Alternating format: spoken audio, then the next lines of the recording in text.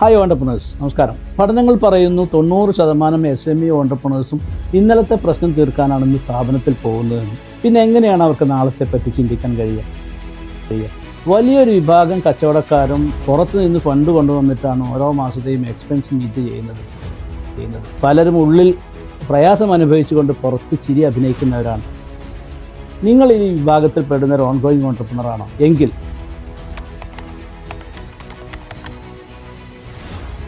നാൽപ്പതിലധികം സ്റ്റാഫുകളുമായി കഴിഞ്ഞ 20 വർഷമായി ബിസിനസ്സിൻ്റെ ജയപരാജയങ്ങൾ അനുഭവിച്ച ഒരു ഓണ്ടർപ്രണർ എന്ന നിലയിലും 400-ലധികം ബിസിനസ് സെമിനാറുകളിലും കേരളത്തിലെ അറിയപ്പെടുന്ന കൺസൾട്ടൻസുമായി അസോസിയേറ്റ് ചെയ്തതിൻ്റെ അനുഭവത്തിലും കേരളത്തിലെ ആദ്യത്തെ 3000-ലധികം വരുന്ന ഓണ്ടർപ്രണേഴ്സിൻ്റെ പോസിറ്റീവ് ട്രാൻസ്ഫോർമേഷൻ സംഘടനയായ ഐഡിയ ഫാക്ടറിയുടെ ഫൗണ്ടർ ആൻഡ് ചെയർമാൻ എന്ന നിലയിലും 20 രാജ്യങ്ങളിലൂടെ സഞ്ചരിച്ചുകൊണ്ട് ആയിരക്കണക്കിന് ഓണ്ടർപ്രണേഴ്സുമായി നേരിട്ട് ഇടപഴകാൻ അവസരം ലഭിച്ചൊരു വ്യക്തി എന്ന നിലയിലും കഴിഞ്ഞ 10 വർഷമായി ബിസിനസ്സിൻ്റെ പ്രശ്നങ്ങളും അതിൻ്റെ പ്രായോഗിക പരിഹാരങ്ങളും റിസർച്ച് നടത്തുന്ന വലിയൊരു ടീമിൻ്റെ ഭാഗമെന്ന നിലയിലും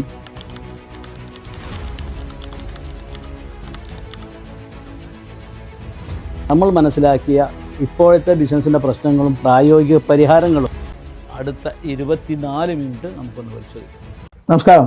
നമുക്കറിയാം, ഓണ്ടർപ്രണേഴ്സാണ് കൊടുക്കുന്ന കൈകൾ, ബാക്കിയുള്ളവരൊക്കെ വാങ്ങുന്ന കൈകളാണ്. നമ്മുടെ ഒരു റിസർച്ച് പ്രകാരം കേരളത്തിൽ 25 ലക്ഷം ഓണ്ടർപ്രണേഴ്സ് ഉണ്ട് എന്നാണ് കണക്കാക്കപ്പെടുന്നത്. ഒരു ഓണ്ടർപ്രണറിൽ അയാളും അയാളുടെ വൈഫും 2 മക്കളും കൂടുമ്പോൾ 1 കോടി ആളുകളായി. ആവറേജ് നമുക്ക് ഒരു ഓണ്ടർപ്രണേഴ്സിന് 4 സ്റ്റാഫ് ഉണ്ട് എന്ന് പരിഗണിക്കുകയാണെങ്കിൽ വീണ്ടും 1 കോടിയായി. ദാറ്റ് മീൻസ് 2 കോടി എന്ന് പറയുന്നത് കേരളത്തിൻ്റെ 60%. ഇനി ഈ 25 ലക്ഷത്തിലുള്ള ഈ ഓണ്ടർപ്രണേഴ്സിന് അവർക്കൊരു പ്രശ്നം വന്നു കഴിഞ്ഞാൽ അവർ ആരോടാണ് പറയുക? കുടുംബത്തിൽ പറയാൻ പറ്റുമോ? സുഹൃത്തുക്കളോട് പറയാൻ പറ്റുമോ? സ്വന്തം വൈഫിനോട് പോലും പറയാൻ പറ്റില്ല എന്നുള്ളതാണ് സത്യം. എന്നിട്ട് ഈ പ്രശ്നങ്ങളെല്ലാം ഇവിടെ സഖ്യ ചെയ്ത് ഇവിടെ വെച്ചിട്ട് അവസാനം വല്ല ഫിസിക്കൽ അസുഖങ്ങളോ അറ്റാക്കുകളൊക്കെ ആയിട്ട് പ്രയാസപ്പെടുന്ന വലിയ ഒരു സാഹചര്യത്തിലാണ് ഇന്ന് നമ്മുടെ മലയാളി ഓണ്ടർപ്രണേഴ്സ് കടന്നു പോകുന്നത് എന്നുള്ളതൊരു സത്യമാണ്. എന്താണ് ഇതിന് പരിഹാരം?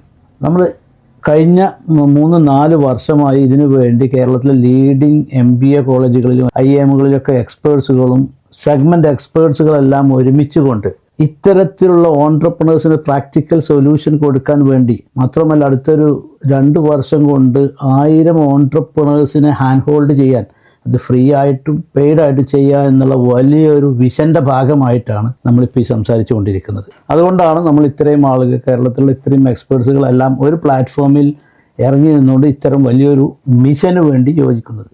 ഇനി നമുക്ക് നോക്കാം, എന്താണ് ഒരു ഓണ്ടർപ്രണറുടെ 6 സിറ്റുവേഷൻസ്, അവസ്ഥകൾ എന്തൊക്കെയാണ് നോക്കിക്കഴിഞ്ഞാൽ, ഏറ്റവും പ്രയാസമുള്ള അവസ്ഥ എന്ന് പറയുന്നത് ഹ്യൂജ് ലയബിലിറ്റി ദാൻ അസറ്റ് എന്ന് പറയും. അദ്ദേഹത്തിൻ്റെ ലയബിലിറ്റി അസറ്റിനേക്കാൾ കൂടിയൊരവസ്ഥ വരാനുണ്ട്. പല ആളുകൾക്കും കോവിഡിന് മുമ്പ് അസറ്റാണ് കൂടുതലെങ്കിൽ കോവിഡ് കഴിഞ്ഞതിന് ശേഷം അസറ്റിനേക്കാൾ ലയബിലിറ്റി കൂടിയ ഒരുപാട് ആളുകളെ എനിക്കറിയാം. ഇതാണ് ഒന്നാമത്തെ ഏറ്റവും ക്രൂഷ്യൽ അവസ്ഥ എന്നുള്ളത്. രണ്ടാമത്തെ ഏറ്റവും പ്രധാനപ്പെട്ട സാധനമാണ് fund issues. Expense is more than income. വരവിനേക്കാൾ ചിലവുള്ള അവസ്ഥയാണ് രണ്ടാമത്തെ അവസ്ഥ എന്ന് പറയുന്നത്. മൂന്നാമത്തെ ഒരു അവസ്ഥ എന്ന് പറയുന്നത് 24/7 ഡേയ്സ് ബിസി എന്ന് പറയും. 24 മണിക്കൂറും എന്താണ് പറയുക, 365 ദിവസവും ഭയങ്കര ബിസി എന്ന് പറയുന്ന ഒരു സിസ്റ്റവും ഇല്ലാത്തൊരവസ്ഥയാണ്. നാലാമത്തതാണ് ഞാൻ മനസ്സിലാക്കി മറ്റൊരവസ്ഥ, ബിസിനസ് കാര്യങ്ങളൊക്കെ ഓക്കെയാണ്, പക്ഷേ ലിക്വിഡിറ്റി ഇല്ല, ഫണ്ടില്ല എന്നുള്ളത്. അഞ്ചാമത്തതാണ് ഇപ്പം നടത്തിക്കൊണ്ടിരിക്കുന്ന ബിസിനസ് മോഡലിനെ ഒന്ന് റീസ്ട്രക്ചർ ചെയ്താൽ കുഴപ്പമില്ല എന്നുള്ളതാണ്. ആറാമത്തെ ഒരവസ്ഥയാണ് അയാൾക്ക് അതിനൊന്നുകിൽ എക്സ്പാൻഡ് ചെയ്യണം അല്ലെങ്കിൽ എക്സിറ്റ് ചെയ്യണം, ഒന്നുകിൽ സ്ഥാപനം പൂട്ടണം അല്ലെങ്കിൽ ഇതിനെ വലുതാക്കണം. ഇതിനെന്താണ് ചെയ്യേണ്ടത് തുടങ്ങിയ 6 അവസ്ഥകളിലൂടെയാണ് ഒരു ഓണ്ടർപ്രണർ ഇപ്പം നിൽക്കുന്ന 6 അവസ്ഥകൾ ഇതാണ്. ഇനി അടുത്തതായിട്ട് നമ്മൾ നോക്കുന്നത് ഈ പറയുന്ന ഓൺഗോയിങ് ഓണ്ടർപ്രണേഴ്സ് ഇന്ന് ഫേസ് ചെയ്യുന്ന പ്രധാനപ്പെട്ട 7 ചലഞ്ചസ് ഏതൊക്കെയാണെന്നുള്ളതാണ്. അതിൽ ഒന്നാമത്തെ ചലഞ്ച് എന്ന് പറയുന്നത് depends on the promoters presence എന്ന് പറയുന്നത്. അതിൻ്റെ ഓണ്ടർപ്രണറുടെ ഓണർ അവിടെ പ്രസൻ്റായിട്ട് 24 hours ഉണ്ടെങ്കിൽ ആ കാര്യങ്ങൾ നടക്കുകയും അദ്ദേഹം അവിടെ നിന്ന് മാറി നിന്നാൽ നടക്കാതിരിക്കുകയും ചെയ്യുന്നതാണ് ഒന്നാമത്തതും ഏറ്റവും പ്രധാനപ്പെട്ടതുമായ ഓണ്ടർപ്രണേഴ്സ് ഇന്ന് ഫേസ് ചെയ്യുന്ന ഒരു വിഷയം എന്ന് പറയുന്നത്. റവന്യൂവും എക്സ്പെൻസും തമ്മിൽ എത്രമാത്രം മാച്ച് ആവുന്നു എന്നുള്ളത്, നമ്മുടെ സ്ഥാപനത്തിലേക്ക് വരുന്ന ക്യാഷും ഓരോ മാസം നമ്മുടെ സ്ഥാപനത്തിൽ തിരിച്ചു പോകുന്ന ക്യാഷുകൾ തമ്മിൽ മാച്ചായിട്ടില്ല എങ്കിൽ, അതായത് വരവ് കുറവും ചിലവ് കൂടുതലും ആകുന്ന അവസ്ഥ വന്നാൽ നമ്മളതിന് ഭയങ്കരമായിട്ട് പ്രയാസപ്പെടേണ്ടതാണ്. മൂന്നാമത്താണ് എനിക്ക് ഏറ്റവും കൂടുതൽ പാറ്റേൺ ഡിസ്റപ്ഷൻ എന്നൊക്കെ പറയും. നമുക്കറിയാം, നമ്മളൊരു കാലത്ത് നമ്മുടെ ട്രഡീഷണൽ രീതിയിൽ കച്ചവടം എന്ന് പറഞ്ഞത് 10 രൂപയ്ക്ക് സാധനം വാങ്ങിച്ചിട്ട് 12 രൂപയ്ക്ക് വിൽക്കലായിരുന്നു. എന്നാൽ 10 രൂപ എന്നുള്ള കോസ്റ്റ് കൂടി 10-20, 10-40, 10-90 ആയി. MRP എന്ന് പറയുന്ന 12 രൂപ ഇവിടുത്തെ ഓൺലൈനും ഹൈപ്പർ മാർക്കറ്റെല്ലാം വന്ന് 11.80, 11.60. 10.90 വാങ്ങിച്ച് 11.60 വിറ്റാൽ ഇപ്പോൾ ഇത് മുതലാവില്ല. വലിയൊരു ശതമാനം ട്രഡീഷണൽ കച്ചവടക്കാർ ഇന്ന് ഫേസ് ചെയ്യുന്ന ഏറ്റവും വലിയൊരു പ്രശ്നമാണ് ഈ പാറ്റേൺ ഡിസ്റപ്ഷൻ എന്ന് പറയുന്ന, അല്ലെങ്കിൽ സമ്പ്രദായങ്ങൾ മാറി മറിഞ്ഞു എന്ന് പറയുന്ന. ആരാണ് ഇതിന് ഉത്തരവാദി? എന്താണ് ഇതിന് പരിഹാരം? അടുത്തൊരു ചലഞ്ച് എന്ന് പറയുന്നത് ഷോർട്ട് ഓഫ് ഓൾഡ് കസ്റ്റമർ. അത് നമുക്ക് പഴയ കസ്റ്റമേഴ്സിൻ്റെ എണ്ണം കുറഞ്ഞു വരികയും എന്നാൽ അതിന് ആനുപാതികമായിട്ട് പുതിയ കസ്റ്റമേഴ്സ് വരാതിരിക്കുകയും ചെയ്യുക എന്നുള്ളതാണ് അടുത്ത ഓൺഗോയിങ് ഓൺടർപ്രണേഴ്സ് നിൽക്കുന്ന മറ്റൊരു ചലഞ്ച്. അടുത്തൊരു ചലഞ്ചായിട്ട്, അഞ്ചാമത്തെ ഒരു ചലഞ്ചായിട്ട് നമ്മൾ മനസ്സിലാക്കിയത് I know everything by experience. ഇത്രയും കാലത്തെ ബിസിനസ്സിൻ്റെ എക്സ്പീരിയൻസ് കൊണ്ട് എനിക്കെല്ലാം അറിയാം എന്ന് വിചാരിക്കുന്ന ഒരു കൂട്ടം ഓൺടർപ്രണേഴ്സ്. പിന്നെ ഓൺടർപ്രണേഴ്സിൻ്റെ പ്രത്യേകത ഞാനടക്കം നമുക്കറിയാത്തതൊന്നും നമ്മൾ സമ്മതിച്ചു കൊടുക്കില്ല എന്നതുകൊണ്ട്, നമുക്കറിയാത്തത് കൊണ്ട് അങ്ങനെ സംവിധാനം ഇല്ല എന്നർത്ഥമില്ല, നമുക്കറിയില്ല എന്നർത്ഥമേ ഉള്ളൂ. നമ്മളൊരു എക്സ്പീരിയൻസ് വെച്ചിട്ട് നമ്മൾ ഇത്രയും കാലം 100-200 ഓൺടർപ്രണേഴ്സായിട്ട് ഇപ്പോൾ അടുത്ത കാലത്ത് നമ്മൾ ഇടപഴകിയതിൻ്റെ അടിസ്ഥാനത്തിൽ പറയാം, ഈ ആളുകൾ അവിടെ എത്തി അതേപോലെ റിസോർട്ടിലൊക്കെ വന്നിട്ട് ബാക്കിയുള്ള ആളുകളൊക്കെ അവരുടെ പ്രയാസങ്ങൾ പറയാൻ തുടങ്ങുമ്പം ഇദ്ദേഹം പറയുകയുള്ള പ്രശ്നങ്ങൾ പറയാൻ തുടങ്ങും. കൂടുതലുള്ള ആളുകളൊക്കെ SLC തോറ്റു, ഞാനും SLC തോറ്റു എന്ന് പറയാൻ നമുക്ക് മടിയില്ലാത്തതുപോലെ അപ്പം മാത്രമാണ് അവരുടെ ഹൃദയം അല്ലെങ്കിൽ മനസ്സ് തുറക്കുള്ളൂ.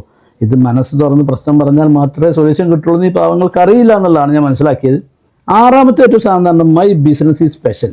എൻ്റെ ബിസിനസ് ഒരു പ്രത്യേക ബിസിനസ്സാണ്, നിങ്ങൾക്ക് ആർക്കും പറഞ്ഞാൽ മനസ്സിലാവില്ല എന്ന് പറയുന്ന ചെറിയൊരു വിഭാഗം ഓൺടർപ്രണേഴ്സും ഉണ്ടെന്നില്ലാണ് ആറാമത്തെ. ഏഴാമത്താണ് എന്നെ ഏറ്റവും കൂടുതൽ ഞാൻ കഴിഞ്ഞ 2.5 വർഷമായിട്ട് റിസർച്ച് നടത്തിയൊരു ഏരിയയാണ് emotional problem versus logic reasons and practical solution എന്ന് പറയുന്ന ഒരു ഓൺടർപ്രണറുടെ.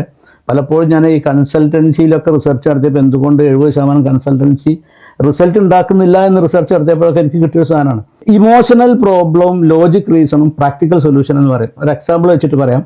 ബിസിനസ്സിൽ ഫണ്ട് ഫ്ലോ വരുന്നില്ല എന്നുള്ളത് ആ ബിസിനസ് മോഡലിൻ്റെ പ്രശ്നമാണ്. ഒരു കാലത്ത് ഫണ്ട് ഫ്ലോ വന്നിരുന്ന ബിസിനസ് ഇപ്പോൾ ഫണ്ട് ഫ്ലോ വരുന്നെങ്കിൽ ആ ബിസിനസ് മോഡലിൽ എവിടേക്കോ റീസ്ട്രക്ചർ ചെയ്യണം, എവിടെയൊക്കെയോ പ്രശ്നമുണ്ട്. ഇതൊരു ബിസിനസ് എക്സ്പേർട്സ് അല്ലെങ്കിൽ കൺസൾട്ടൻറ്റ് തന്നെയാണ് ചെയ്യേണ്ടത്, അതിന് സംശയമൊന്നുമില്ല. പക്ഷേ ഈ ഫണ്ട് ഫ്ലോ വരാത്തത് കൊണ്ട് ആ ഓൺടർപ്രണർ ഫേസ് ചെയ്യുന്ന കുറേ സാമ്പത്തിക പ്രയാസങ്ങളുണ്ടാവും. അവർക്ക് സപ്ലൈസിന് പൈസ കൊടുക്കാൻ കഴിയില്ല, സ്റ്റാഫിന് കൊടുക്കാൻ കഴിയില്ല, ഈവൻ എവിടെയെങ്കിലും ഫണ്ട് റോൾ ചെയ്ത പോലും തിരിച്ചു കൊടുക്കാൻ കഴിയില്ല. അപ്പോൾ അദ്ദേഹം വിളിച്ചു ചോദിക്കുന്ന ഒരു സമയം ഇതുണ്ട്, നാസിബായി നമുക്ക് കുറച്ച് ക്യാഷ് എവിടെയെങ്കിലും കിട്ടുമോ, നമുക്ക് കടോ ലോണോ ഒക്കെ ആയിട്ട് കിട്ടാൻ ചാൻസ് ഉണ്ടോ, നമുക്കൊരു 3 മാസം കൊണ്ട് തിരിച്ചു കൊടുക്കാമെന്നൊക്കെ പറയും. ഇനി ഇദ്ദേഹത്തിന് എവിടെയെങ്കിലും കുറച്ച് പൈസ കിട്ടിയെന്ന് വിചാരിക്കാം. ഇത് 3 മാസം കഴിയുമ്പോൾ ഈ പ്രോബ്ലം വീണ്ടും റിപ്പീറ്റ് ചെയ്യും. കാരണം അദ്ദേഹത്തിൻ്റെ ഇമോഷണൽ പ്രോബ്ലമാണ് അദ്ദേഹം പൈസ കൊണ്ട് തീർത്തത്. ഏറ്റവും കൂടുതൽ ചൂടാകുന്ന അല്ല ഏറ്റവും കൂടുതൽ അത്യാവശ്യമുള്ള പൈസ കൊടുത്തെന്നുള്ളൂ. അപ്പോൾ അതുകൊണ്ട് ആ ഇമോഷണൽ പ്രോബ്ലമേ തീർന്നിട്ടുള്ളൂ, അതിന് ലോജിക് റീസൺ വേറെ ആയിരിക്കും. അപ്പോൾ ഇമോഷണൽ പ്രോബ്ലം സത്യത്തിൽ ബിസിനസ് എക്സ്പേർട്സുകളല്ല ചെയ്യേണ്ടത്, അത് സൈക്കോളജിസ്റ്റ് ചെയ്യണമെന്നുള്ള അഭിപ്രായക്കാരനാണ് ഞാൻ. പക്ഷേ ഈ ഇമോഷണൽ പ്രോബ്ലത്തിൻ്റെയും ലോജിക് റീസണിൻ്റെയും ഇടയിൽ നിന്നുകൊണ്ടാണ് ഈ ഒരു പ്രാക്ടിക്കൽ സൊല്യൂഷൻ കൊണ്ടുവരേണ്ടത്. ഞാൻ എപ്പോഴും ഒരു എക്സാമ്പിൾ പറയുന്നത്, ഓടിക്കൊണ്ടിരിക്കുന്ന ഒരു മോട്ടോർ സൈക്കിൾ നന്നാക്കുന്ന പണിയാണ് ഇതിൻ്റെ എക്സ്പേർട്സുകൾ ചെയ്യേണ്ടത്. അദ്ദേഹം ഒരേ സമയത്ത് മെക്കാനിക്കായിരിക്കണം, സർക്കസുകാരനായിരിക്കണം. ഇതാണ് emotional problem versus logic reason and practical solution എന്നുള്ളത് കൊണ്ട് ഉദ്ദേശിക്കുന്നത്. ഇതാണ് പ്രധാനമായിട്ടും 7 മാർക്കറ്റ് ചലഞ്ചസ് ആയിട്ട് നമ്മൾ മനസ്സിലാക്കിയത്. അങ്ങനെയാണെങ്കിൽ നമ്മുടെ ബിസിനസ്സിൻ്റെ സിറ്റുവേഷൻസ് പറഞ്ഞു, ബിസിനസ്സിൻ്റെ പ്രധാന ചലഞ്ചസ് പറഞ്ഞു. ഇത്രയും സമയം നമ്മൾ സംസാരിച്ചത് ബിസിനസ്സിൻ്റെ സിറ്റുവേഷൻ ആവട്ടെ, ബിസിനസ്സിൻ്റെ ചലഞ്ചസ് ആവട്ടെ, എല്ലാം നമ്മൾ പരമ്പരാഗതമായി അല്ലെങ്കിൽ ട്രഡീഷണലി ചെയ്തു വന്നുകൊണ്ടിരിക്കുന്ന ബിസിനസ്സുമായി ബന്ധപ്പെട്ടിട്ടുള്ള കാര്യങ്ങളാണെന്ന് നമുക്കെല്ലാവർക്കും അറിയാം. എന്നാൽ കഴിഞ്ഞ കുറച്ച് വർഷങ്ങളായി, പ്രത്യേകിച്ചും കോവിഡിനൊക്കെ ശേഷം, നമുക്ക് ഇനി ബിസിനസ് പരമ്പരാഗതമായി കൊണ്ടുപോകാൻ കഴിയില്ല എന്നുള്ള വലിയൊരു സത്യം നമുക്കറിയാം. അതിന് പ്രധാനപ്പെട്ട 2-3 കാരണങ്ങൾ എന്ന് പറയുന്നത്, ഇപ്പോൾ നമ്മൾ സ്മാർട്ട് CEO എന്നുള്ള പേര് പോലും നമ്മൾ CEO എന്ന് പറയുന്നത് ചേഞ്ച് ഓൺടർപ്രണേഴ്സ് ഓർഗനൈസേഷനിൽ ഇതാണ്. അതായത് ഇനി നമുക്ക് ഓർഗാനിക്കായിട്ട് ബിസിനസ് മുന്നോട്ട് കൊണ്ടുപോകാൻ കഴിയില്ല, ഓർഗനൈസേഷനിൽ നമുക്ക് കൊണ്ടുപോകാൻ കഴിയുള്ളൂ. അതിന് ഏറ്റവും പ്രധാനപ്പെട്ട 3 കാര്യങ്ങളെന്ന് പറയുന്നത്, നമ്മളെ കസ്റ്റമർ ബിഹേവിയർ പാറ്റേൺ എല്ലാം വളരെയധികം ചേഞ്ചായി. നമ്മുടെ പ്രൊഡക്റ്റോ സർവീസോ വിൽക്കണമെന്ന് ലോകത്ത് നമുക്ക് മാത്രമേ നിർബന്ധമുള്ളൂ. വാങ്ങുന്ന ആളുകൾക്ക് 100 കണക്കിന് ഓപ്ഷൻ ഉണ്ട്. പലപ്പോഴും അവർ തിരയുന്ന സെർച്ച് ചെയ്യുന്ന സ്ഥലത്ത് നമ്മളില്ല എന്നുള്ളതാണ് സത്യം. രണ്ടാമത്തെ ഏറ്റവും പ്രധാനപ്പെട്ട പോയിന്റ് എന്ന് പറയുന്നത്, 90% ബിസിനസ് സെഗ്മെൻറ്റുകളും കഴിഞ്ഞ 10 വർഷമായിട്ട് 20 ഇരട്ടിയും 50 ഇരട്ടിയൊക്കെ ഗ്രോത്താണ്. നമുക്ക് എടുത്ത് നോക്കിയാൽ അറിയാം, എല്ലാ ഡിഫറെൻറ്റ് ഇൻഡസ്ട്രീസും ഗംഭീര ഗ്രോത്താണ്. എന്നാൽ അത് നമ്മുടെ ഗ്രോത്ത് അതിന് ആനുപാതികമായിട്ടുണ്ടോ എന്ന് ചോദിച്ചാൽ പലപ്പോഴും ഇല്ല എന്നുള്ളതാണ് ഉത്തരം. കാരണം ഏതെങ്കിലും ബിസിനസ് സെഗ്മെൻറ്റിൽ ആരെങ്കിലുമൊക്കെ അതിൽ പൈസ ഉണ്ടാക്കുന്നുണ്ടെങ്കിൽ ആ ബിസിനസ് നമുക്ക് കുറ്റം പറയാൻ പറ്റില്ല. കാരണം ബിസിനസ്സിൻ്റെ ഗ്രോത്ത് ഉണ്ടല്ലോ. ഇത് പ്രൊഫഷണലി കൊണ്ടുപോകാൻ വേണ്ടുന്ന ഇത്രയും നേരം നമ്മൾ സംസാരിച്ചിട്ടുള്ള ബിസിനസ്സിലെ ചലഞ്ചസിനെയും ബിസിനസ്സിലെ സിറ്റുവേഷനെയും എല്ലാം ക്രോഡീകരിച്ചു കൊണ്ട് ഒരു 7 ബിസിനസ് ഫംഗ്ഷനാണ് നമുക്ക് പ്രൊഫഷണലി ഫോക്കസ് ചെയ്യേണ്ടത്.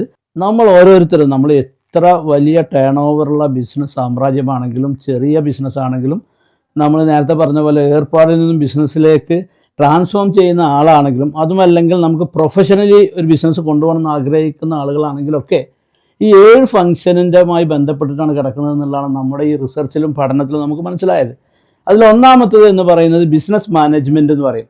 ബിസിനസ് മാനേജ്മെൻറ്റ് നമുക്ക് 2 കഷ്ണമാക്കിയാൽ, ഒന്ന് ബിസിനസ് ലീഡർഷിപ്പും സ്ട്രാറ്റജി ബിൽഡിങ്ങുമാണ്. നമുക്കറിയാം നമ്മുടെ purpose, vision, mission, goal, values എല്ലാം ഇതിൽ വരുന്നതാണ്.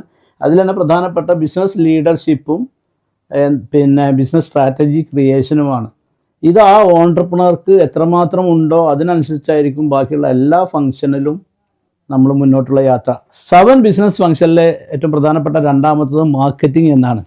ഇന്നത്തെ കാലത്ത് മാർക്കറ്റിംഗ് നമുക്കറിയാം, എവരിത്തിങ് ഈസ് മാർക്കറ്റിംഗ് അല്ലെങ്കിൽ മാർക്കറ്റിംഗ് ഈസ് എവരിത്തിങ് എന്ന് പറയുന്ന മാർക്കറ്റിങ്ങിന് വേണ്ടുന്ന ബഡ്ജറ്റിങ്ങും ടാർഗറ്റും സ്ട്രാറ്റജീസും എല്ലാം നമ്മൾ വളരെ ബുദ്ധിപരമായിട്ടും വളരെ എന്താ പറയുക സിസ്റ്റമാറ്റിക്കായിട്ട് ചെയ്താലാണ് മുന്നോട്ട് പോകാൻ കഴിയുള്ളൂ. നമുക്കറിയാം, പണ്ടൊക്കെ നമുക്ക് സെയിൽസ് ആൻഡ് മാർക്കറ്റിംഗ് എന്നാണ് പറഞ്ഞിരുന്നെങ്കിൽ ഇന്ന് മാർക്കറ്റിംഗ് ആൻഡ് സെയിൽസ് എന്നുള്ളതാണ്. മൂന്നാമത്തത് നമ്മുടെ ഏറ്റവും പ്രധാനപ്പെട്ട ഫംഗ്ഷൻ എന്ന് പറയുന്നത് സെയിൽസ് ആൻഡ് റവന്യൂ സ്ട്രീംസ് ആണ്. നമുക്കറിയാം, നമ്മുടെ സ്ഥാപനത്തിൽ സെയിൽസ് കുറവുണ്ട് എങ്കിൽ അത് നമ്മുടെ മാർക്കറ്റിങ്ങിൻ്റെ എവിടെയോ മിസ്റ്റേക്ക് ഉണ്ടെന്ന് നമുക്ക് എല്ലാവർക്കും അറിയാം. രണ്ടാമത്തെ ഒരു കേസ്, നമുക്ക് റവന്യൂ വരുന്ന ഒരു ബിസിനസ്സിലേക്ക് പൈസ വരുന്ന ഒരൊറ്റ ഏരിയ എന്ന് പറയുന്നത് സെയിൽസ് മാത്രമല്ല സെയിൽസിലൊക്കെ ഇന്നത്തെ ഏറ്റവും വലിയൊരു പ്രശ്നം എന്ന് പറയുന്നത് നമ്മളൊരു ഓപ്പറേഷണൽ പ്രോഫിറ്റ് മോഡലാണ്. നമുക്ക് ഏറ്റവും അവസാനത്തുനിന്ന് മാത്രമാണ് പൈസ കിട്ടുന്നത്. പക്ഷേ ആ അവസാനത്തെ സ്റ്റെപ്പിൽ തന്നെ പൈസ കിട്ടാതിരിക്കാനുള്ള ഒരുപാട് സാധ്യതകളുള്ള ലോകത്താണ് നമ്മൾ ജീവിച്ചിരിക്കുന്നത്. അപ്പം ഈ സെയിൽസും ഡിഫറെൻറ്റ് റവന്യൂ സ്ട്രീംസുമായി ബന്ധപ്പെട്ടതാണ് സെയിൽസ് എന്ന് പറയുന്നത്. നാലാമത്തെ പോയിന്റ് എന്ന് പറയുന്നത് ഓപ്പറേഷനാണ്. നമുക്കറിയാം, ഒരു പ്രൊഡക്റ്റ് എവിടുന്നാണോ മാനുഫാക്ചർ ചെയ്തത് അവിടുന്ന് ഏറ്റവും അവസാനത്തെ എൻഡ് കൺസ്യൂമർക്ക് എത്തുന്നത് വരെയുള്ള വ്യത്യസ്തമായ ഡിഫറെൻറ്റ് പ്രോസസ്സുകൾ അടങ്ങുന്ന നമ്മുടെ ഓപ്പറേഷൻ എന്ന് പറയുന്ന മേഖല, അതിൻ്റെ പ്രോസസ്സും അതിൻ്റെ SOP സിസ്റ്റവും ഒക്കെ നമ്മൾ ഗംഭീരമായിട്ട് ഫോളോ അപ്പ് ചെയ്തേ പറ്റൂ. അഞ്ചാമത്തത് എന്ന് പറയുന്നത് ലീഗൽ, അക്കൗണ്ട്സ് ആൻഡ് ഫിനാൻസ് എന്ന് പറയുന്ന പ്രധാനപ്പെട്ട ഒരു ഏരിയ ആണ്. എനിക്ക് ലീഗൽ നമുക്കൊക്കെ എല്ലാവർക്കും അറിയാം, ഇത് എന്തായിട്ടാണ് രജിസ്റ്റർ ചെയ്യേണ്ടത് തുടങ്ങിയ കാര്യങ്ങൾ ഗവൺമെൻറ്റുമായി ബന്ധപ്പെട്ട എല്ലാ കാര്യങ്ങളുമാണ്. ഈ അക്കൗണ്ട്സ് ആൻഡ് ഫിനാൻസിലാണ് എനിക്ക് തോന്നുന്നത് നമ്മൾ ഏറ്റവും കൂടുതൽ നമ്മൾ ഓൺട്രപ്രണേഴ്സ് കുറച്ചും കൂടി അവയർനെസ് ഉണ്ടാവേണ്ടത്. നമ്മൾ മൾട്ടി സ്പെഷ്യാലിറ്റി ബിസിനസ് ക്ലിനിക്കിൻ്റെ ആൾ എന്ന നിലയിൽ നമുക്കതിനൊരു ക്ലിനിക്കിൻ്റെ ഭാഷയിൽ പറഞ്ഞാൽ അക്കൗണ്ട്സ് എന്ന് പറയുന്നത് പോസ്റ്റ്മോർട്ടമാണ്, ഫിനാൻസ് എന്ന് പറയുന്നത് സർജറിയാണ്. ഞാൻ അങ്ങനെ പറയാൻ കാരണം, അക്കൗണ്ട്സ് എപ്പോഴും കഴിഞ്ഞ കാലത്തെ കാര്യങ്ങളെ പറ്റിയുള്ള കണക്കുകളും കാര്യങ്ങളാണെങ്കിൽ ഫിനാൻസ് എന്ന് പറയുന്നത് നടന്നുകൊണ്ടിരിക്കുന്നതും വരാനിരിക്കുന്നതുമായ, അതുകൊണ്ടാണ് ഫിനാൻസ് സർജറിയാണ് എന്ന് പറയപ്പെടുന്നത്. ഇനി പ്രധാനമായിട്ടും ഫിനാൻസിൻ്റെ ഒരു 4 പില്ലേഴ്സ് അല്ലെങ്കിൽ ഫിനാൻഷ്യൽ ലിറ്ററസി ഇല്ലാത്തത് കൊണ്ട് പ്രയാസങ്ങൾ അനുഭവിക്കുന്ന ഒരുപാട് ഓൺട്രപ്രണേഴ്സിനെ എനിക്കറിയാം. എന്താണ് പറയുക, ഇത്തരത്തിലുള്ള പ്രയാസങ്ങളിലൂടെയൊക്കെ കടന്നുപോയ അനുഭവം കൂടി എനിക്കുണ്ട്.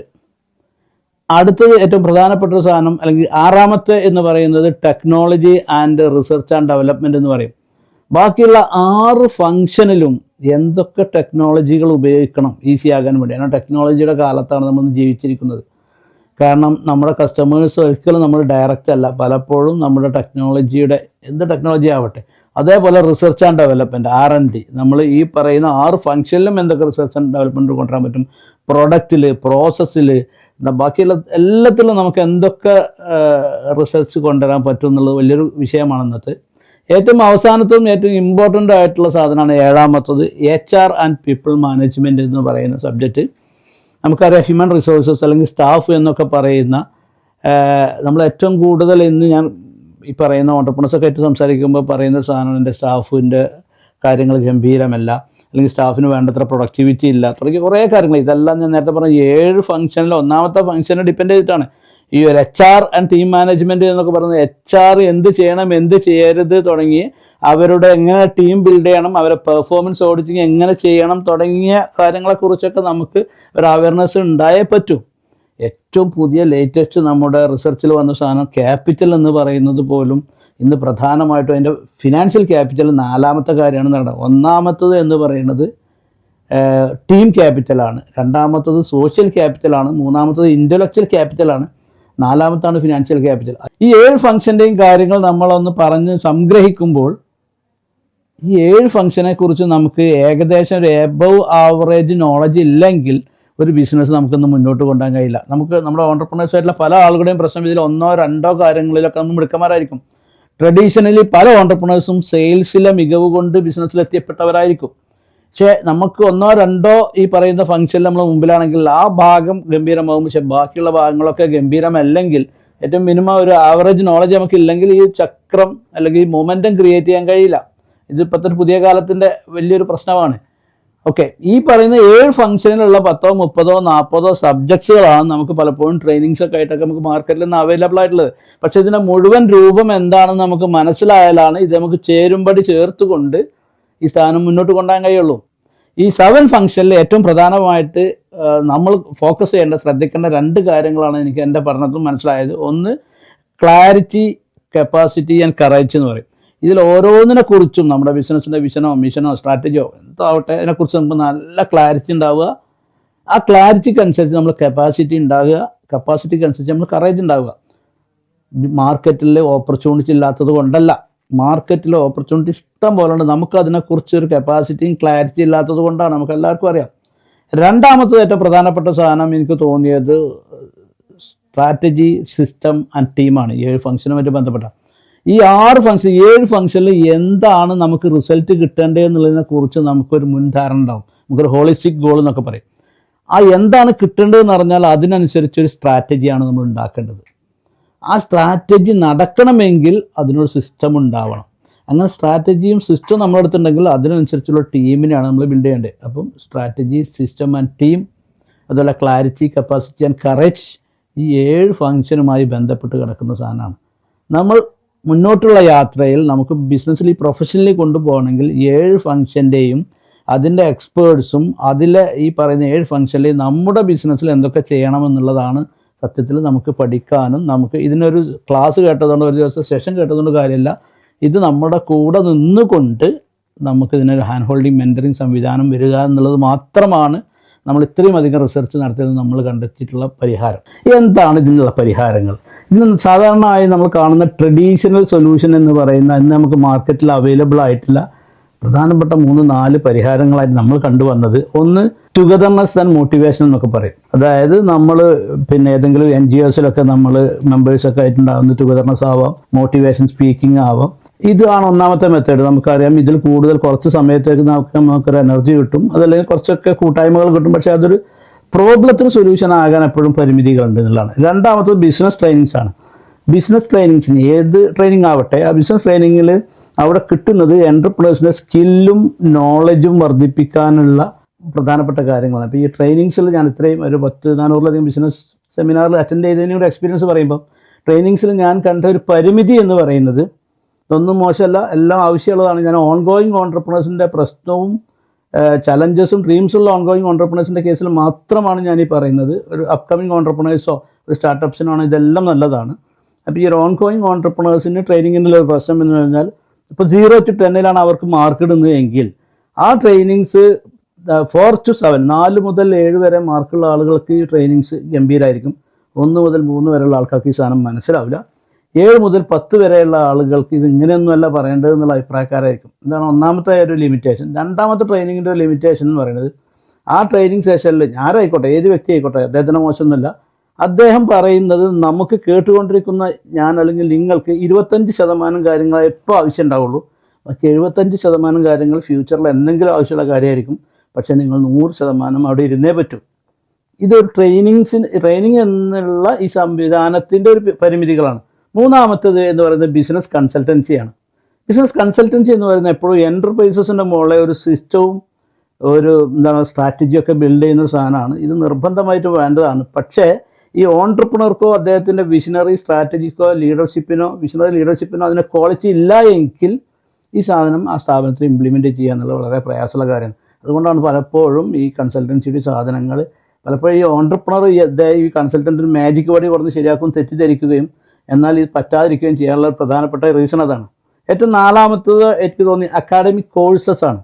അതായത് ഇവിടെയുള്ള MBA കോളേജുകളും മറ്റുള്ള ആളുകളൊക്കെ അക്കാഡമിക് കോഴ്സുകൾ നടത്തുന്നു കുറച്ച് കാലത്തായിട്ട്. ഞാനൊരു കേരളത്തിലെ ലീഡിങ് MBA കോളേജുകളുടെ 3 അക്കാഡമിക് കോഴ്സുകളിൽ പങ്കെടുത്തതാണ്. സ്മാർട്ട് സിഒയിലൂടെ ഞങ്ങൾ 4 അക്കാഡമിക് കോഴ്സുകൾ ചെയ്ത എക്സ്പീരിയൻസിൽ ഞാൻ പറയട്ടെ, ഇതൊരു ഗംഭീര സാധനം തന്നെയാണ്. പക്ഷേ ഇതിൻ്റെ ഒരു പരിമിതി എന്ന് പറയുന്നത് 200 കോടി ടേൺ ഓവറുള്ള ആളായിക്കോട്ടെ, അതേപോലെ തന്നെ അവിടെ ചെറിയ കച്ചവടം ചെയ്യുന്ന ആളുകളായിക്കോട്ടെ, ഇവരുടെ അടുത്തൊക്കെ ഒരേ ഫീസ് വാങ്ങി ഒരേ മെറ്റീരിയൽ അല്ലെങ്കിൽ ഒരേ നോളജാണ് നമുക്കിതിൽ ഷെയർ ചെയ്യാൻ കഴിയുള്ളൂ. പക്ഷെ അവൻ്റെ കപ്പാസിറ്റി എന്താണെന്ന് നമുക്കറിയാത്ത വലിയൊരു പ്രശ്നമുണ്ട്. അതുകൊണ്ട് തന്നെ ഇതിൻ്റെ സക്സസ് റേറ്റ് എന്ന് പറയുന്നത് പലപ്പോഴും നമ്മൾ ഉദ്ദേശിച്ചത്ര വരില്ല എന്നുള്ളതാണ്. ഇപ്പോൾ ഉള്ള 4 ട്രഡീഷണൽ സൊല്യൂഷൻസ് മെത്തേഡായാലും ടുഗദർനെസ് ആൻഡ് മോട്ടിവേഷൻ ആവട്ടെ, ബിസിനസ് ട്രെയിനിങ്സ് ആവട്ടെ, ബിസിനസ് കൺസൾട്ടൻസി ആവട്ടെ, അക്കാഡമിക് കോഴ്സുകളാവട്ടെ, ഇത് നല്ലൊരു മെത്തേഡാണ്. പക്ഷേ ഓൺഗോയിങ് ഓൺട്രപ്രണേഴ്സിന് ഇതിൻ്റെ റിസൾട്ട് എന്ന് പറയുന്നത് എൻ്റെ എക്സ്പീരിയൻസിൽ അല്ലെങ്കിൽ ഞങ്ങളുടെ റിസർച്ച് ടീമിൻ്റെ എക്സ്പീരിയൻസിൽ ഇതൊരു 30% താഴെ മാത്രമേ ഉള്ളൂ. അങ്ങനെയാണെങ്കിൽ എന്താണ് പ്രാക്ടിക്കൽ സൊല്യൂഷൻ എന്നുള്ള സംവിധാനം എന്താണെന്നുള്ളതാണ് നമ്മളിതിൻ്റെ പരിഹാരമായിട്ട് കാണുന്നത്. ഇതായിരുന്നു നമ്മൾ കഴിഞ്ഞ 4-5 വർഷത്തെ റിസർച്ച്. ഈ പ്രാക്ടിക്കൽ സൊല്യൂഷൻ പരിഹാരത്തിൽ നമ്മൾ മനസ്സിലാക്കിയ കാര്യം, ഇത് നമുക്ക് ഒരു വ്യക്തിക്ക് ഒരാളുടെ ബുദ്ധിയേ ഉണ്ടാവുള്ളൂ. എല്ലാ ബിസിനസ്സുകാരുടെയും പ്രശ്നങ്ങൾ വ്യത്യസ്തമായിരിക്കും. നമുക്ക് അവിടെ ഒരു റെഡിമെയ്ഡ് സൊല്യൂഷൻ കൊടുക്കുക എന്നുള്ളത് ഒരിക്കലും പോസിബിൾ അല്ല. അതിൻ്റെ കാരണം ആ ബിസിനസ് മോഡൽ എന്ന് പറയുന്നത് അല്ലെങ്കിൽ ആ ബിസിനസ്സിൻ്റെ സിസ്റ്റം സ്റ്റൈൽ എന്ന് പറയുന്നത് അദ്ദേഹത്തിൻ്റെ ഐഡിയാസിൽ നിന്നും അദ്ദേഹത്തിൻ്റെ മൈൻഡിൽ നിന്നും ഉരുത്തിരിഞ്ഞു വന്നൊരു സാധനമാണ്. അദ്ദേഹത്തിൻ്റെ അറിവും കഴിവും കപ്പാസിറ്റിയൊക്കെ വെച്ചിട്ട് ആ ബിസിനസ്സുകാരൻ അത്യാവശ്യം നന്നായിട്ട് മുന്നോട്ട് പോയിക്കൊണ്ടിരിക്കുന്നുണ്ടാവും. പക്ഷേ എവിടെയോ ചെറിയൊരു പോയിന്റിൽ അദ്ദേഹം സ്റ്റക്കായി നിൽക്കുകയാണ്. അപ്പോൾ അത് മനസ്സിലാകണമെങ്കിൽ നമുക്കൊരു 100 എക്സ്പേർട്സുകളെങ്കിലും ഒരു പ്ലാറ്റ്ഫോമിൽ കൊണ്ടുവന്നുകൊണ്ട് ഇവരുടെ ഡിഫറെൻറ്റ് സെഗ്മെൻറ്റ് എക്സ്പേർട്സുകളായിട്ടുള്ള ആളുകൾ ഇതിൽ ഇടപെടാൻ പറ്റുമ്പോൾ മാത്രമാണ് നമുക്കൊരു പ്രാക്ടിക്കൽ സൊല്യൂഷൻ പ്രൊവൈഡിങ് കൊടുക്കാൻ കഴിയുള്ളൂ. ഇവിടെയാണ് നമ്മൾ പ്രാക്ടിക്കൽ സൊല്യൂഷൻ പ്രൊവൈഡിങ് പ്ലാറ്റ്ഫോം എന്ന നമ്മളൊക്കെ നിലകൊള്ളുന്ന കാംബ്രിഡ്ജ് അക്കാഡമിയുടെ സ്മാർട്ട് സിഒ എന്ന് പറയുന്ന ഈ മൾട്ടി സ്പെഷ്യാലിറ്റി ബിസിനസ് ക്ലിനിക് എന്ന് പറയുന്ന ഈ സംവിധാനത്തിൻ്റെ പ്രത്യേകത. പർപ്പസ് വേണമെന്ന് ഇതാണ് അവർക്ക് ആവശ്യം. ഇങ്ങനെയായിരുന്നു വേണ്ടത്. ഇത് ഇന്നലകളിൽ അറിഞ്ഞിരുന്നെങ്കിൽ എന്നും കൂടെ നന്നായിരുന്നു. എന്തിനു സ്മാർട്ട് സിഒ വന്നു നിങ്ങൾ നിർബന്ധമായിട്ടും പങ്കെടുക്കണം എന്ന് പറയുന്നത്. അപ്പം അവർക്ക് റോഡ് ബ്ലോക്ക് സൊല്യൂഷൻസ് കിട്ടിയെന്നുള്ളതാണ് സ്മാർട്ട് സിഒ എന്ന് പറഞ്ഞ പ്രോഗ്രാംസ് ഒക്കെ തന്നെ അത്തരത്തിലേക്ക് എത്താനുള്ള ആ പ്രോബ്ലംസിനുള്ള സൊല്യൂഷനാണ് ഇവിടെ വന്നിരിക്കുന്നത്. ഇന്നത്തെ ഓണ്ടർപ്രണേഴ്സ് നിർബന്ധമായിട്ട് ആവശ്യമുള്ള എന്ത് റോളും പ്ലേ ചെയ്തോളും അത് വിജയിക്കാൻ പറ്റുക ഇന്റർനാഷണൽ കൺസെപ്റ്റാണ്. ഇത്രയും സമഗ്രമായി ഒരു ലേണിംഗ് കിട്ടുന്ന ഒരു പ്ലാറ്റ്ഫോം നിങ്ങൾ മാത്രമേ മെയിൻറ്റെയിൻ ചെയ്യുന്നുള്ളൂ എന്നാണ് ഞാൻ മനസ്സിലാക്കുന്നത്. സ്മാർട്ട് സിഇഒ ഒരു ലേറ്റസ്റ്റ് ട്രെൻഡാണ് കൊണ്ടുവരുന്നത്. ഇതിൽ പ്രധാനമായിട്ടും നമ്മൾ ചെയ്യുന്ന 4 കാര്യങ്ങളാണ്. ഒന്ന്, ആ ഓൺട്രപ്രണറുടെ പേഴ്സണൽ ഡയഗ്നോസിസും ബിസിനസ് ഹെൽത്തും നമ്മൾ സ്കാൻ ചെയ്യും. കാരണം അയാളെ പേഴ്സണൽ ഡയഗ്നോസിസ് നടത്തിയാൽ അദ്ദേഹം 0 to 10 എവിടെയാണെന്ന് മനസ്സിലാവുള്ളൂ. അദ്ദേഹത്തിൻ്റെ ബിസിനസ് ഹെൽത്തിനെ സ്കാൻ ചെയ്താലാണ് അദ്ദേഹത്തിൻ്റെ ബിസിനസ് ഹെൽത്ത് എവിടെയാണെന്നുള്ളത് മനസ്സിലാവുള്ളൂ. ചിലപ്പോൾ ഇയാളെ പേഴ്സണൽ ഡയഗ്നോസിസ് പേഴ്സണൽ സ്കിൽസ് ചിലപ്പോൾ കൂട്ടേണ്ടി വരും. കാരണം ബിസിനസ് സ്കില്ല് കൂട്ടിയാലാണ് ആ ബിസിനസ് മോഡലിലേക്ക് അദ്ദേഹത്തിന് എത്താൻ പറ്റുള്ളൂ. ചിലപ്പോൾ അദ്ദേഹത്തിൻ്റെ സ്കില്ലുണ്ടായിരിക്കാം, ബിസിനസ് മോഡൽ ചിലപ്പോൾ കുറച്ചും കൂടി അപ്ഡേറ്റ് ചെയ്യേണ്ടി നമുക്കറിയില്ല. ഇത് സ്കാൻ ചെയ്യുകയും ഡയഗ്നോസ് ചെയ്താലും മനസ്സിലാവുള്ളൂ. രണ്ടാമത്തത് പ്രധാനമായിട്ട് ചെയ്യുന്ന അദ്ദേഹത്തിന് എങ്ങോട്ടാണ് പോകേണ്ടത്, എവിടെയാണ് നിൽക്കുന്നതെന്നും എങ്ങോട്ടാണ് പോകേണ്ടതെന്നും അറിഞ്ഞാലാണ് നമുക്ക് പോകാൻ കഴിയുള്ളൂ. നമുക്ക് ഗൂഗിൾ മാപ്പിൽ പോലും നമുക്ക് ഡെസ്റ്റിനേഷൻ അടിച്ചു കൊടുത്താലാണ് ഇനി എത്ര സമയമുണ്ട്, എത്ര ദൂരമുണ്ട്, എപ്പോൾ എത്തും എന്ന് അറിയാൻ കഴിയുള്ളൂ. നമുക്ക് എങ്ങോട്ട് പോകണം എന്നുള്ളതിനെ കുറിച്ചൊരു ക്ലാരിറ്റി ഇല്ലെങ്കിൽ പറ്റില്ല. മൂന്നാമത്തത് ഏറ്റവും പ്രധാനപ്പെട്ട നമ്മളതിൽ ചെയ്യുന്ന ഒരു സാധനം അദ്ദേഹത്തിൻ്റെ സ്കിൽസും നോളജും കപ്പാസിറ്റിയും റിസോഴ്സസും ഓപ്പർച്യൂണിറ്റീസ് എത്രമാത്രം ഉണ്ട്, ഇല്ലെങ്കിൽ അതിലെന്തൊക്കെ ആഡ് ഓൺ ചെയ്യണം. നാലാമത്തത് ഏറ്റവും പ്രധാനപ്പെട്ട അതിലെ പില്ലർ എന്ന് പറയുന്നത്, അങ്ങനെ ചെയ്യുകയാണെങ്കിൽ അദ്ദേഹത്തിന് കേരളത്തിൽ ഏത് സെഗ്മെൻറ്റ് എക്സ്പേർട്സിൻ്റെ സഹായമാണ് മെൻറ്ററിങ്ങാണ് ആവശ്യമുള്ളത്. ഇതാണ് ഇതിൻ്റെ 4 ബേസിക് പില്ലേഴ്സ് എന്ന് പറയുന്നത്. ഇത് കഴിഞ്ഞാലാണ് അദ്ദേഹത്തിന് 5ാമത്തെ ഏരിയ. എല്ലാ ബിസിനസ്സിനും 7 ഫംഗ്ഷനാണുള്ളത്. ഈ 7 ഫംഗ്ഷനിൽ ഇദ്ദേഹം ചെയ്തുകൊണ്ടിരിക്കുന്ന 7 ഫംഗ്ഷനിലെ കാര്യങ്ങളും ഈ ഓൺട്രപ്രണറുടെ കോമ്പറ്റേറ്ററോ അല്ലെങ്കിൽ മാർക്കറ്റ് ലീഡറോ ചെയ്യുന്ന 7 ഫംഗ്ഷനുകളും തമ്മിലുള്ളൊരു ഗ്യാപ്പായിരിക്കുമല്ലോ ഇവർ തമ്മിലുള്ള വ്യത്യാസം. ഇതിനു വേണ്ടി അടുത്തൊരു 3 മാസത്തേക്കുള്ള ടാസ്കും ആക്ഷൻ പ്ലാനും ഉണ്ടാക്കി ഈ പറയുന്ന 7 ഫംഗ്ഷൻ്റെയും സെഗ്മെൻറ്റ് എക്സ്പേർട്സുകൾ 3 മന്ത് ഫ്രീ മെൻറ്ററിങ് കൊടുക്കുന്ന കേരളത്തിലെ ആദ്യത്തെ ഒരു സംവിധാനമാണ് നമ്മൾ ചെയ്തുകൊണ്ടിരിക്കുന്നത്. Multi speciality business clinic in Kerala, first time. അതല്ലെങ്കിൽ ഹാൻഡ് ഹോൾഡ് ഓൺട്രപ്രണേഴ്സ് പ്രാക്ടിക്കലി എന്ന് പറയുന്ന ഒരു സംവിധാനം. നമ്മൾ ഇത്രയും നേരം കേട്ടിരുന്ന എല്ലാവർക്കും ഞാൻ ഒരിക്കൽ കൂടി നന്ദി അറിയിക്കുകയാണ്. ഒരുപാട് ആളുകൾ ഇരുന്ന് റിസർച്ച് ചെയ്തതിൻ്റെ ആകെ തുകയാണ് ഞാനിപ്പോൾ ഈ പറഞ്ഞിട്ടുള്ളത്. ശരി, എന്ത് സർവീസാണ് ഇത് കേട്ടുകൊണ്ടിരിക്കുന്ന താങ്കൾക്ക് കിട്ടുക എന്നുള്ളതാണ് എൻ്റെ ഏറ്റവും അവസാനത്തെ ചോദ്യം.